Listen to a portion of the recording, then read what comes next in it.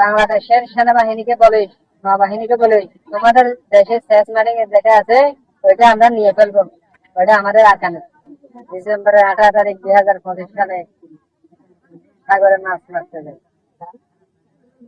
শেষ মারিং এর বিপরীত সাইডে নদীর পাশাপাশি জাল মারি।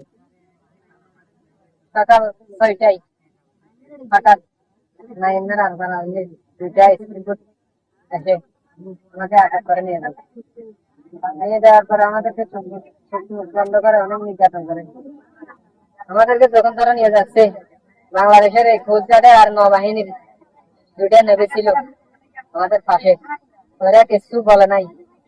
ওরা কিছু না বলার কারণে নাইমের আরকান আর্মি দিন দিন সাহস বাড়ে আসছে। আরকান আর্মি আমাদেরকে ওইখানে ধরে নিয়ে যাওয়ার পর বলতেছে, তোমাদের বাংলাদেশের সেনাবাহিনীকে বলি, নৌবাহিনীকে বলি, তোমাদের দেশের শেষ মারিং এর যেটা আছে ওইটা আমরা নিয়ে ফেলবো। ওইটা আমাদের আরকানে নাইমার আরকানা নিয়ে আমাদেরকে বলতে বলছে। আমাদের পাশে ছিলাম, পাশে ছিলাম।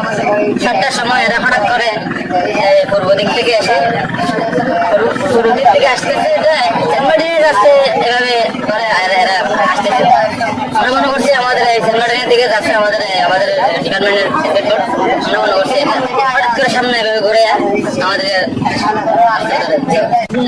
থেকে সেন্টমার্টিনের দিকে ইন্সপেক্টরগুলো যাচ্ছে। আমরা তো সেন্টমার্টিনের পাশে জাহাজের পাশে ছিলাম বলে আমরা সন্দেহ করি নাই।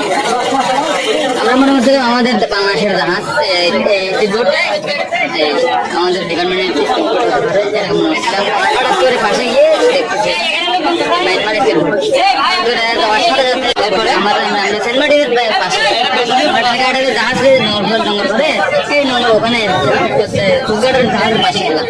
আমাদের সাগরের এরা আমাদের সাগর থেকে আমাদেরকে নিয়ে গেছে। আমরা ওদের সীমানায় যাই নাই, কিন্তু আমাদেরকে যখন ধরে নিয়ে যাচ্ছে যখন বাংলাদেশ নেভির পাশ থেকে যখন নিয়ে যাচ্ছে তখন বাংলাদেশ নেভি লোক যারা থাকে ওরা হা করে দেখে থাকছে। ওরা এরকম করে নেভির কারাই এসে দাঁড়িয়ে দেখে থাকছে যে ওইটা আমরা দেখতেছি।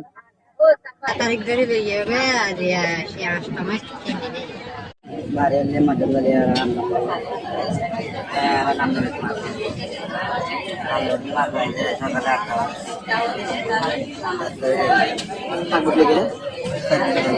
8টা